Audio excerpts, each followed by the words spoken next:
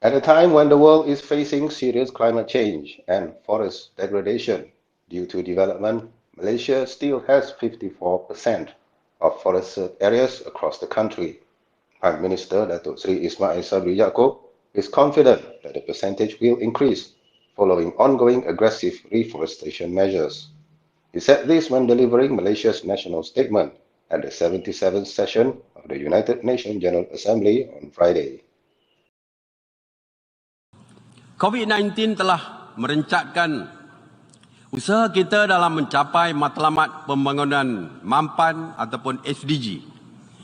Di sini, saya berdiri sebagai negara membangun, menegaskan bahawa pelaksanaan dan kejayaan pembangunan sosioekonomi yang lebih hijau dan mapan akan dicapai dengan sahutan janji yang sama dan inklusif. Hakikatnya, teknologi baru menjadi penggalak kepada sesebuah negara untuk beralih kepada tenaga boleh diperbaharui. Namun begitu, teknologi baru ini perlulah bersifat mampu milik oleh negara-negara membangun. Dalam hal ini, Malaysia komited dalam menjalankan tanggungjawab dan peranannya bagi memastikan pemeliharaan dan kelestarian alam sekitar. Dalam konteks ini, pelbagai langkah telah dilaksanakan oleh Malaysia. Sebagai contoh, yang pertama, dalam industri kelapa sawit, Malaysia telah memperkenalkan standard Malaysian Sustainable Palm Oil ataupun MSPO untuk memenuhi keperluan bagi tujuan pembangunan mapan. Yang kedua, Malaysia komited untuk mengurangkan pelepasan gas rumah hijau sebanyak 45% berdasarkan keluaran dalam negara kasar KDNK menjelang tahun 2030. Dalam hal ini, Malaysia meletakkan sasaran bagi mencapai 31% penggunaan tenaga boleh diperbaharui menjelang tahun 2025.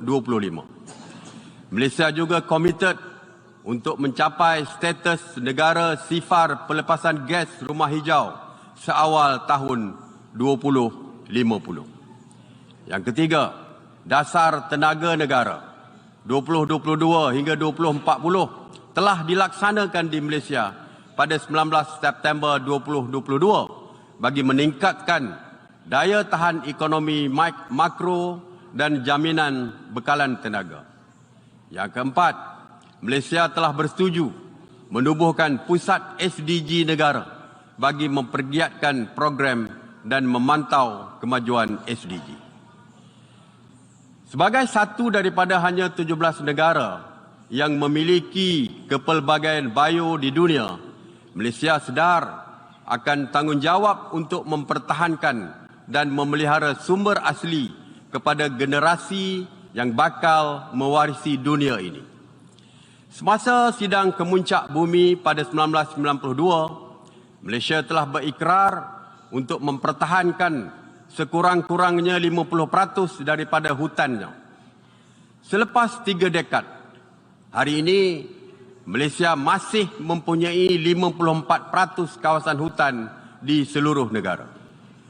Peratusan ini akan bertambah berikutan langkah penghutanan semula yang agresif oleh Malaysia. Bukan sahaja Malaysia, bahkan dunia perlu peka terhadap usaha mencapai matlamat pembangunan mapan 2030. Sehubungan dengan itu, Malaysia mengalu-alukan penganjuran Forum Politik Peringkat Tertinggi berkaitan pembangunan mapan ataupun HLPF pada tahun hadapan.